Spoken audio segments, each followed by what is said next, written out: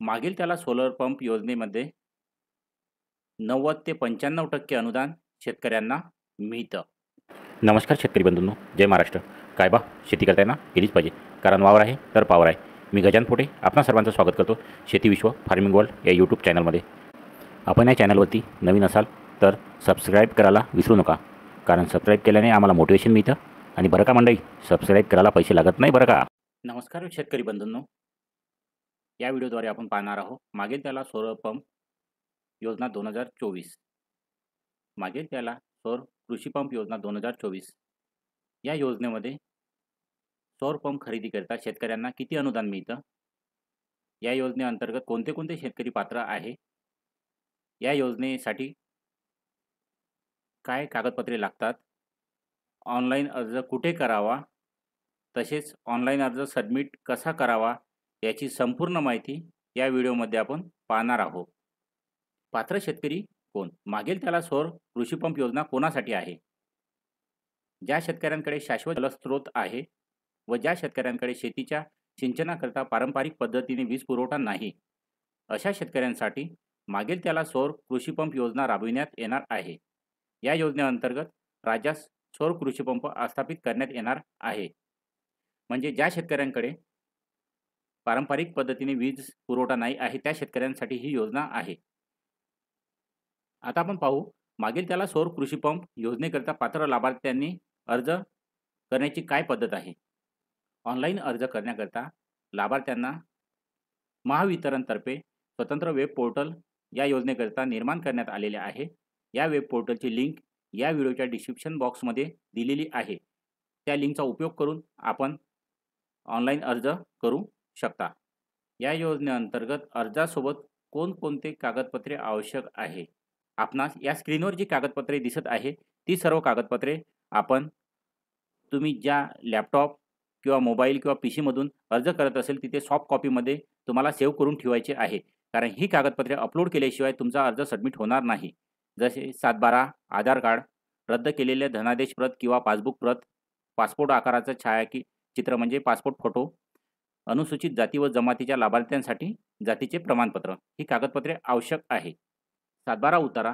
7/12 उतार्यामध्ये तुमचे विहिरीची नोंद असणे आवश्यक आहे. एकापेक्षा जास्त नावं जर असेल त्यात तर त्यांचं नाहरकत प्रमाणपत्र आवश्यक आहे.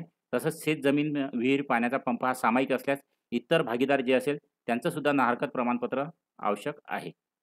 लाभार्थी निवडीचे निकष म्हणजे कोण्या शेतकऱ्याला कुठल्या HP चा पंप मिळतो. 30 एकर शेतजमीन धारक शेतकऱ्यास 3 HP पंप मिळतो. 2.5 HP वरती व 5 एकरपर्यंत शेतजमीन धारकास 5 HP पंप मिळतो. 5 एकरपेक्षा जास्त शेतजमीन धारकास 7.5 HP चा पंप मिळतो. अनुदान किती आहे? सबसिडी किती मिळतं? खुल्या प्रवर्गातील शेतकऱ्यांसाठी 90% अनुदान आहे मित्रांनो. अनुसूचित जाती व जमाती प्रवर्गातील शेतकऱ्यांसाठी 95% अनुदान आहे.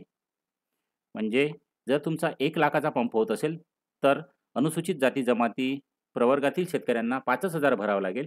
ओपन व OBC प्रवर्गातील शेतकऱ्यांना 10,000 भरून हा पंप मिळणार आहे. अर्जदार शेतकऱ्यास ऑनलाईन अर्ज भरण्यासाठी अडचणी आल्यास काय करावे? त्यांनी महावितरणच्या टोल फ्री क्रमांकावर फोन करून जी काही अडचण येत असेल त्याविषयी मार्गदर्शन मिळवावे.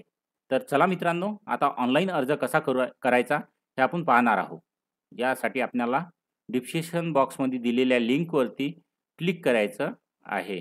लिंकवरती क्लिक केल्यानंतर या पद्धतीचे महाराष्ट्र राज्य विद्युत वितरण कंपनी मर्यादित मागील त्याला सौर पंप योजनेचे पोर्टल ओपन होईल. यामध्ये तुम्ही मराठी तसेच इंग्लिश या 2 भाषेमध्ये अर्ज भरू शकता. लँग्वेज इथून चेंज करायची आहे, इंग्लिश किंवा मराठी. यामध्ये तुम्हाला योजनेची माहिती मिळते. तर आपण इथे बघणार आहोत मागेल त्याला सौर कृषी पंप योजना याचा फॉर्म कुठून भरायचा. तुम्हाला लाभार्थी सुविधावरती जायचं आहे. लाभार्थी सुविधावरती गेल्यानंतर अर्ज करा यावरती क्लिक करायचं आहे. अर्ज करा यावरती क्लिक केल्यानंतर या पद्धतीचं वेब पोर्टल ओपन होईल.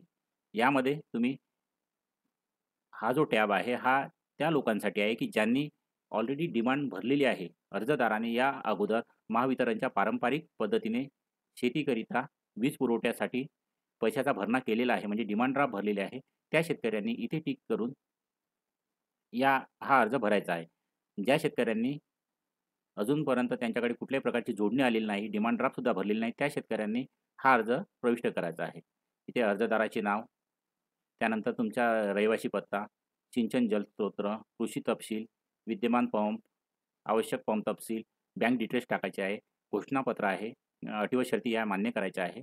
त्यानंतर आपणास 7/12, आधार कार्ड, पासबुक, पासपोर्ट ही कागदपत्रे इथे अपलोड करायची आहे. जे अनुसूचित जाती जमाती प्रवर्गातील असेल त्यांच्यासाठी अनुसूचित जाती जमाती प्रमाणपत्र, तसेच पाणी प्रभावित क्षेत्रामध्ये गाव असल्यास संबंधित खात्याचा ना हरकत प्रमाणपत्राचा दाखला लागतो इथे. शेत जमीन, विहिरी, पाण्याचा पंप सामायिक असल्यास इतर भागीदाराचे ना हरकत प्रमाणपत्र. हे सर्व इथे अपलोड करायचे आहे. अपलोड केल्यानंतर अर्ज सादर करावरती क्लिक करून तुम्ही अर्ज सादर करू शकता. जय हिंद, जय महाराष्ट्र. जर आपण या चॅनलला नवीन असाल तर लाईक आणि सबस्क्राईब करायला विसरू नका मित्रांनो.